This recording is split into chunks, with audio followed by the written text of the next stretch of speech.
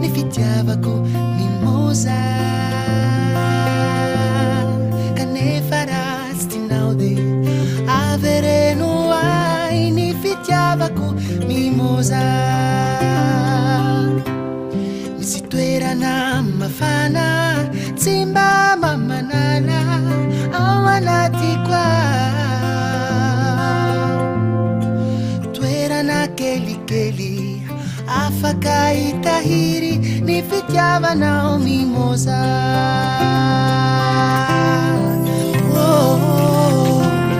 manimanitra daholo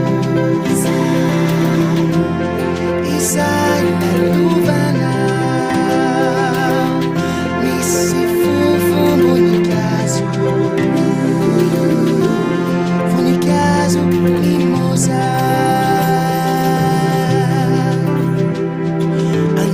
Fawentuka nao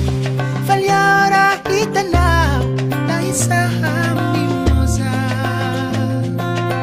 Sai toerana falehako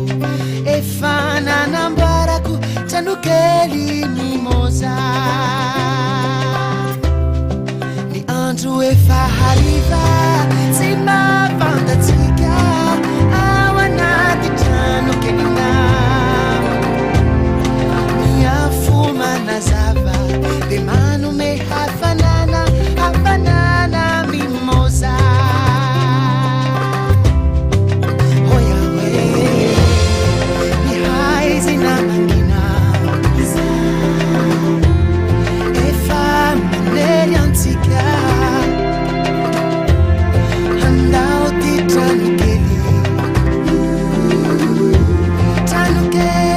mimosa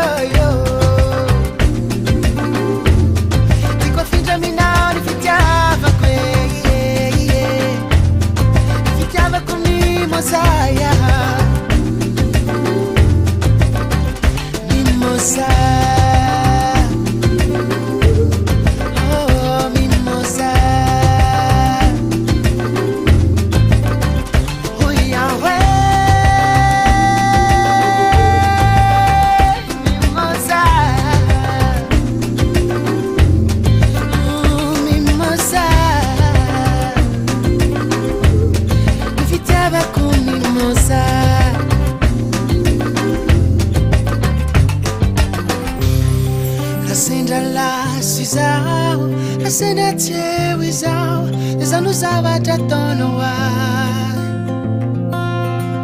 Mandehana any an-tsaha Ary mangala voninkazo